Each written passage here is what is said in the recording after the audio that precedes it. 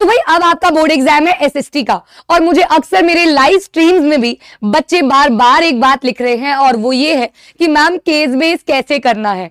मुझे नहीं पता कि आप लोगों को केस बेस एक हवा कैसे लग सकता है।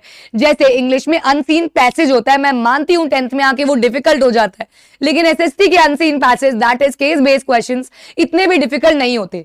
ये भी मैं मानती हूं कि अगर सेक्शन आपके इस वाले सेक्शन में 3 क्वेश्चंस आते हैं तो उसमें से 2 बहुत आसान और एक थोड़ा सा ट्रिकी होता है, लेकिन ऐसी क्या ट्रिक्स आप यूज कर सकते हो जिससे एटलीस्ट आपके सेक्शन ई में सारे के सारे यानी कि पूरे के पूरे तीनों क्वेश्चंस 12 नंबर दिलवा के जाए।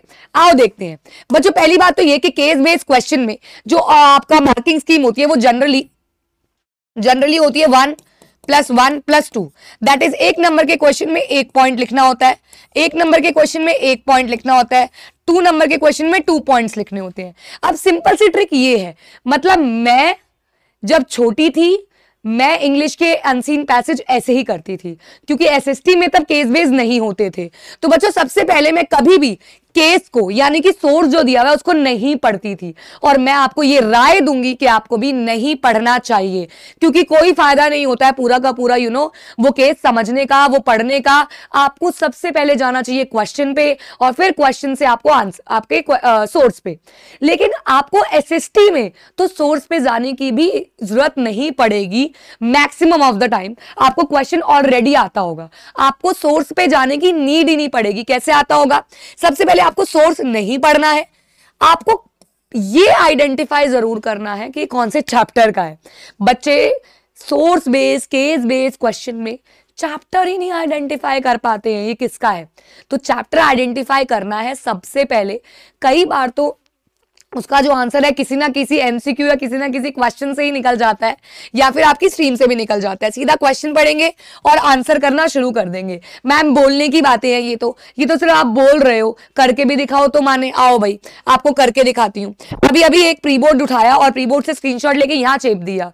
ये देखिए सेक्शन आपका ई आ गया, केस बेस्ड क्वेश्चन। 3 क्वेश्चन है, 4 नंबर के, 12 नंबर का पूरा सेशन होता है।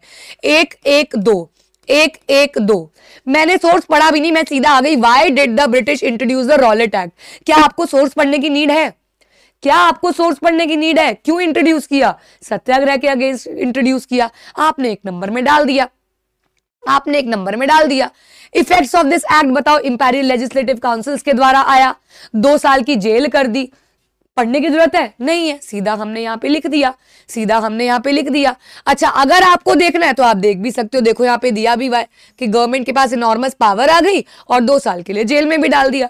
लेकिन आपको कंसेप्ट आता है, आपको कंसेप्ट आता है। How did Mahatma Gandhi respond to Rowlatt Act? अब महात्मा गांधी जी ने कैसे किया? उन्होंने कहा ठीक है जी, अब तो हम और प्रपोज्ड सत्याग्रह एक्ट लेके आएंगे, जलियांवाला बाग मैसेकर लेके आएंगे।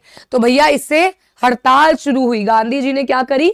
हड़ताल शुरू कर दी 6 अप्रैल को, और उसके बाद हुआ जलियांवाला बाग मैसेकर। तो यहाँ पे आप 2 पॉइंटर्स डाल दोगे। अच्छा चलो मैम ये तो बहुत आसान है, हिस्ट्री तो हम करे ही होते हैं, कुछ रिस्क नहीं लेते हैं। दूसरा भी करा दो, दूसरा भी करा देती हूँ। ये आया वाटर रिसोर्सेज से। कैसे पता मैम? आपने तो पढ़ा भी नहीं था। पढ़ा कैसे नहीं था? वाटर स्कार्सिटी देख के ही पता चल गया कि वाटर रिसोर्सेज से आया है। क्वेश्चन कह रहा है एक रीजन बताओ जो वाटर स्कार्सिटी करे। कोई भी एक reason, over population, over irrigation, urbanisation, industrialisation, बहुत सारे लिखवा लो यार। यहाँ पे तो बस एक ही पूछा है, यहाँ पे तो बस एक ही पूछा है। यहाँ पे कहीं दिया हुआ है? नहीं, मुझे तो कहीं नहीं दिख रहा है।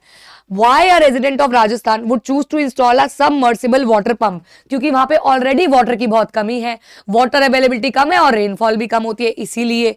तीसरा है why is water conservation crucial? Because fresh water जो है वो बहुत कम अवेलेबल है। एक बताओ effective water management and conservation, क्या करोगे? रेन वाटर हार्वेस्टिंग, या फिर कोई भी चैनल्स के बारे में बता दो, इन्यूंडेशंस, टंकास। 2 पॉइंटर्स ऐसे आप दे दोगे। तो सिंपल सी कहानी है, बड़े आसानी से केस बेस्ड क्वेश्चन के 4 नंबर आप यूं लेके जाओगे। मैम कहेंगी 4 4, और टोटल अभी एक और होता तो 12 नंबर पक्के। स्मार्टली प्ले करो, पूरे पेपर के 80 नंबर में से 12 पक्के करो, 5 नंबर मैप के पक्के करो, और हो सके तो 20 नंबर एमसीक्यू के पक्के करो। तो ऑलरेडी तुम्हारे कितने नंबर पक्के हो जाएंगे? 25, 37 नंबर तो ऐसे ही पक्के हो जाएंगे। फिर 2 मार्कर 3 मार्कर, मतलब आप आराम से, कोई भी बच्चा आसानी से पास हो सकता है अगर वो कुछ बेसिक टिप्स एंड ट्रिक्स को फॉलो कर ले। बच्चों 80-20 रूल साइंस एंड फन का सबसे बड़ी यूएसपी है, रिलाय करते हैं बच्चे इसके ऊपर। और इस बार साइंस एंड फन ने और भी टीचर्स के साथ मिलकर ये ऐलान किया है कि हम सुबह 4 बजे लाइव नहीं जाएंगे, हम जाएंगे शाम को 8:30 बजे। तो 8:30 बजे 80-20 रूल के लिए मिलना मत भूलना। ऐसे ऐसे क्वेश्चंस प्रोवाइड करूंगी जो कल आप अपने एग्जाम में लिख के आओगे ही आओगे। 24 फरवरी रात 8:30 बजे, 25 फरवरी का एग्जाम वहीं पे बताया जाएगा।